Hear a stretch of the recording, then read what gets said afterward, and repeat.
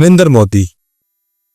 यार मुझे और आपको और हम सबको तो जहर लगता है। दुआएं करते हैं हम लोग तो गर्क हो जाए, यदि चाह डुल जाए, मर जाने दी। फिर बात ये है, दुश्मन है, करप्ट है, बुरा है, मुसलमानों के हक में बहुत बुरा है, जाहिल है, एक चाय वाला है।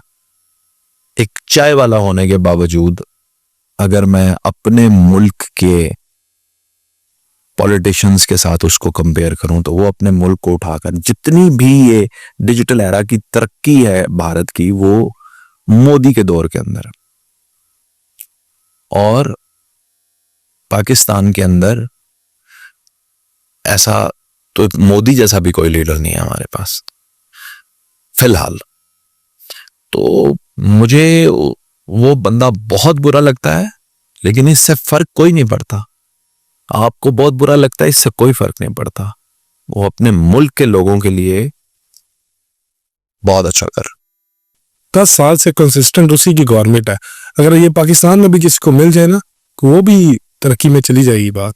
पाकिस्तान में 10 महीने की कंसिस्टेंट गवर्नमेंट लेने के लिए आपको बड़े पापल भेजने पड़ते हैं। 10 साल तो छोड़ दे। वही कह रहा हूँ ना, तो अगर वो किसी भी पॉलिटिशियन को मिलेगी तो वो काम तो कर सकते। मिलनी चाहिए, हम तो कहते हैं